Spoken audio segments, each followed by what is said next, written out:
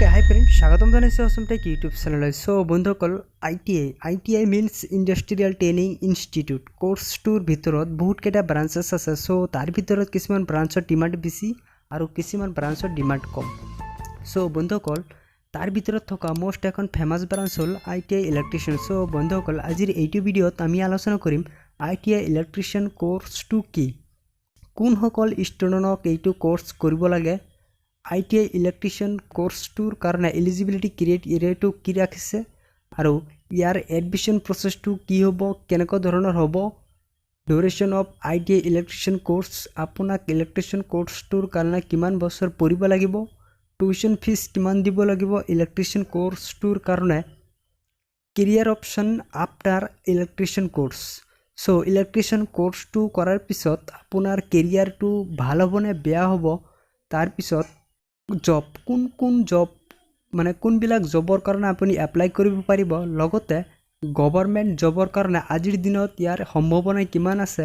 চ' বন্ধুসকল, সম্পূৰ্ণ তথ্য আজি আপোনালোকক জনাম। চ' বন্ধুসকল, ভিডিঅ'টো অকণো স্কিপ নকৰাকৈ চাই থাকিব। তো বন্ধুসকল, আজি আপুনি এইটো ভিডিঅ'ৰ জৰিয়তে কিবা না কিবা এটা হিণ্টছ পাব যে আজিৰ দিনত ইলেক্ট্ৰিচিয়ান কোৰ্চটো কৰিলে আপোনাৰ ফিউচাৰ ব্ৰাইট হ'বনে, ইলেক্ট্ৰিচিয়ান কোৰ্চটো আপোনাৰ কাৰণে ভাল হ'বনে বেয়া হ'ব আজিৰ দিনত। চ' বন্ধুসকল, সম্পূৰ্ণ তথ্য আজি আপোনালোকক জনাম। চ' ভিডিঅ'টো অকণো স্কিপ নকৰাকৈ চাই থাকিব, লগতে আৰু অন্যান্য কথা পাতিম। চ' বন্ধুসকল, ভিডিঅ'টো আৰম্ভ কৰাৰ আগত মোৰ এখন সৰু ৰিকুৱেষ্ট। চ' প্লিজ, যদি আপোনালোকৰ ভিডিঅ'টো ভাল লাগে তেন্তে ভিডিঅ'টো লাইক কৰিব আৰু লগতে চেনেলটো ছাবস্ক্ৰাইব কৰি কাষত থকা বেল আইকনটো বজাই দিব। ITI ৰিলেটেড ভিডিঅ'বোৰ আপোনালোকে সদায় এইটো চেনেলত পাই থাকিব।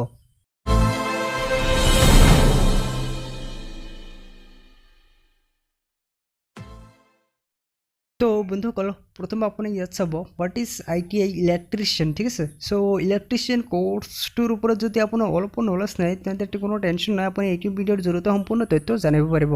আৰু বন্ধুসকল, যিসকল কেণ্ডিডেট নন ইণ্টাৰেষ্টেড, ঠিক আছে, চ' তাৰ কাৰণে এইটো নহয়, আৰু যিসকল কেণ্ডিডেট ইণ্টাৰেষ্টেড হয় চ' তাৰ কাৰণে এইটো হ'ল বেষ্ট ট্ৰেড, ITI ইলেক্ট্ৰিচিয়ানটো হ'ল বেষ্ট, ঠিক আছে। চ' বন্ধুসকল, ইলেক্ট্ৰিচিয়ানটো হ'ল ITI means industrial training institute, ঠিক আছে। চ' তাৰ ভিতৰত বহুতকেইটা ব্ৰাঞ্চেছ আছে। চ' তাৰ ভিতৰত থকা এখন হ'ল ব্ৰাঞ্চ ITI ইলেক্ট্ৰিচিয়ান, ঠিক আছে। চ' বন্ধুসকল, ITI ইলেক্ট্ৰিচিয়ান কোৰ্চটোত আপুনি ইলেক্ট্ৰিচিয়ান হিচাপে প্ৰেক্টিকেল আৰু থিয়ৰিটিকেল নলেজ পাব, লগতে বেছিক নলেজটো দিয়া হয় ষ্টুডেণ্টসকলক।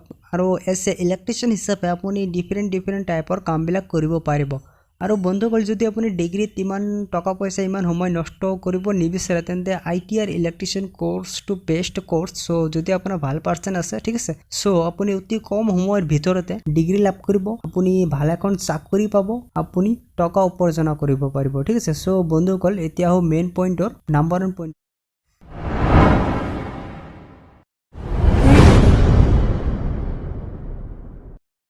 ইলেক্ট্ৰিচিয়ান কোৰ্চটোৰ পৰা ছাত্ৰ ছাত্ৰী শিকিব পাৰে, অৰ্থাৎ ইলেক্ট্ৰিচিয়ান কোৰ্চটোত কি থাকিব। চ' বন্ধুসকল, number 1 basic electricity, effect of electric current, wiring system, magnetism, electrical machines, transmission and distribution.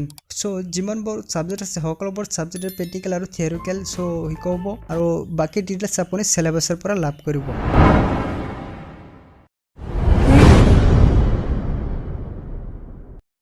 Eligibility criteria. চ' বন্ধুসকল, মই আগৰ ভিডিঅ'বোৰত কৈছোঁ যে আপুনি যিকোনো এখন ট্ৰেডছত ITIৰ যিকোনো এখন ট্ৰেডছত যদি আপুনি এডমিশ্যন কৰিব বিচাৰে ইঞ্জিনিয়াৰিং কোৰ্চৰ, ঠিক আছে, চ' মাষ্ট আপোনাৰ ক্লাছ 10th পাছ কৰিব লাগিব আৰু আপোনাৰ ভাল পাৰ্চেণ্ট থাকিব লাগিব, ঠিক আছে। SSLCত ভাল পাৰ্চেণ্ট থাকিব লাগিব যিকোনো ট্ৰেডছত ITIৰ ইঞ্জিনিয়াৰিং কোৰ্চৰ কাৰণে, ঠিক আছে। চ' বন্ধুসকল, এতিয়া ইলেক্ট্ৰিচিয়ান কোৰ্চটোৰ পাৰ্চেণ্টেজৰ কথা ক'ব গ'লে, চ' আপুনি যদি প্ৰাইভেটত এডমিশ্যন কৰিব বিচাৰে আৰু আপোনাৰ যদি 40% আছে, চ' ন' টেনশ্যন, কাৰণ প্ৰাইভেটত পাৰ্চেণ্টেজৰ ইমান ভেলু নাই, জাষ্ট ফিজবিলাক বেছি হয়।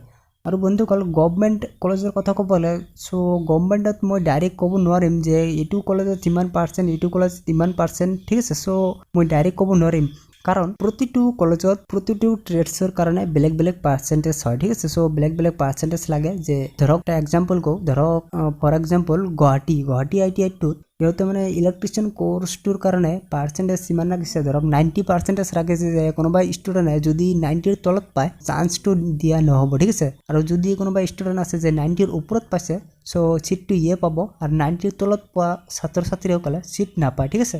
চ' এইটো হ'ল, মই ডাইৰেক্ট ক'ব নোৱাৰিম।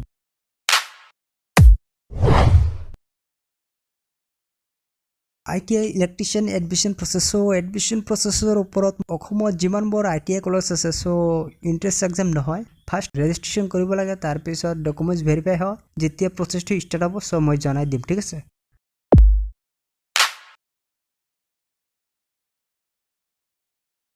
ইলেক্ট্ৰিচিয়ান কোৰ্ছটোৰ কাৰণে ছাত্ৰ ছাত্ৰীসকলক পঢ়িব লাগিব 2 বছৰ অৰ্থাৎ ইয়াৰ ডিউৰেশ্যন হয় 2 বছৰ আৰু 4টা সেমিষ্টাৰ হয় first same second same third same and fourth same আৰু আপোনালোকৰ কোৰ্ছটো কমপ্লিট হোৱাৰ পিছত আপোনালোকৰ এক্সপিৰিয়েন্সৰ কাৰণে আপোনালোকে এপ্ৰেন্টিছ কোৰ্ছটো কৰি ল'ব এপ্ৰেন্টিছটো অতি প্ৰয়োজনীয়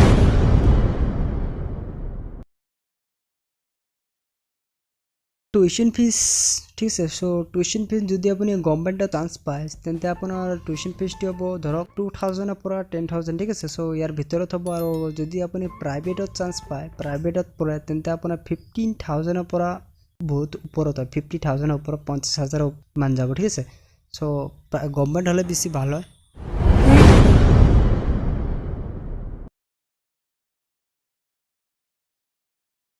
after complete ITI electrician course electrician course to complete হোৱাৰ পিছত ছাত্ৰ ছাত্ৰীসকলৰ মাজত দুটা অপচন থাকে ছাত্ৰ ছাত্ৰীসকলে হায়াৰ এডুকেশ্যনৰ কাৰণে এপ্লাই কৰিব পাৰে আৰু চাকৰিৰ কাৰণে এপ্লাই কৰিব পাৰে দুটা অপচন আপোনালোকৰ যেটো ভাল হয় আপোনালোকে এটো কৰিব ঠিক আছে হায়াৰ এডুকেশ্যন হ'লে আপুনি হায়াৰ এডুকেশ্যনৰ কাৰণে এডমিশ্যন কৰিব পাৰিব ইলেক্ট্ৰিচিয়ান কোৰ্ছ কমপ্লিট হোৱাৰ পিছত আপোনালোকে গভৰ্ণমেণ্ট অথবা নন গভৰ্ণমেণ্ট ফিল্ডছত জব এপ্লাই কৰিব পাৰিব এজ এ ইলেক্ট্ৰিচিয়ান হিচাপে আপোনালোকে কাম কৰিব পাৰিব electrician wireman electrical machine operator welder supervisor after experience মই কৈছোঁ আপোনালোকে এপ্ৰেন্টিছ কোৰ্ছ কৰাটো অতি প্ৰয়োজনীয় ঠিক আছে তাৰপিছত টেকনিচিয়ান এজ এ টেকনিচিয়ান হিচাপে আপোনালোকে কাম কৰিব পাৰিব ইলেক্ট্ৰিচিয়ান ফিল্ডত ঠিক আছে যদি আপোনালোকে ইলেক্ট্ৰিচিয়ান কোৰ্ছটো কমপ্লিট কৰি লয় এইখিনি কাম আপুনি এজ এ ইলেক্ট্ৰিচিয়ান হিচাপে কৰিব পাৰিব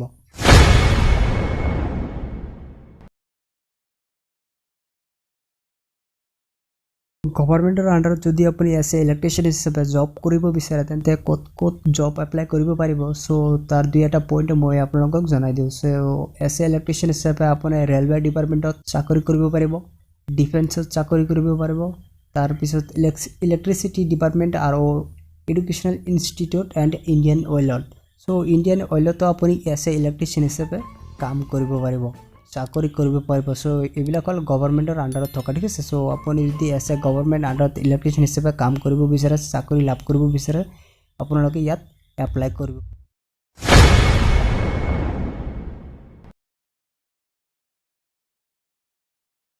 স্যালাৰি প্ৰথমে আপোনালোকৰ 8000 পৰা 10000 মান লৈ হ'ব কাৰণ আপোনালোকৰ প্ৰথমে এক্সপিৰিয়েন্সটো নাথাকে প্ৰথমে ইমানে হ'ব যেতিয়া আপোনালোকৰ এক্সপিৰিয়েন্সটো হ'ব তেতিয়া আপোনাৰ স্যালাৰিও মানে বাঢ়ি যাব আৰু ট্ৰাই কৰিব যাতে আপুনি গভৰ্ণমেণ্ট কোম্পানীজ বিলাকত চাকৰি লাভ কৰিব পাৰে গভৰ্ণমেণ্টত এপ্লাই কৰিব ঠিক আছে বন্ধুসকল দেখা গ'ল যে এজ এ ইলেক্ট্ৰিচিয়ান হিচাপে আপোনাৰ ফিউচাৰ ব্ৰাইট আৰু ঠিক আছে গভৰ্ণমেণ্টৰ আণ্ডাৰত ভাল চেক্টৰত আপুনি চাকৰি লাভ কৰিব পাৰিব আপুনি যদি ITI ইলেক্ট্ৰিচিয়ান কোৰ্ছত এপ্লাই কৰিব বিচাৰে এডমিশ্যন কৰিব বিচাৰে তেন্তে কৰিব পাৰিব এতিয়া আৰু কোনো বুজাত সমস্যা নাই বন্ধুসকল আজিৰ কাৰণে ইমানেই আছিল ভিডিঅ'টো ভাল লাগিলে লাইক কৰিব আৰু চেনেলটো ছাবস্ক্ৰাইব কৰি কাষত থকা বেল আইকনটো দবাই দিব থেংক ইউ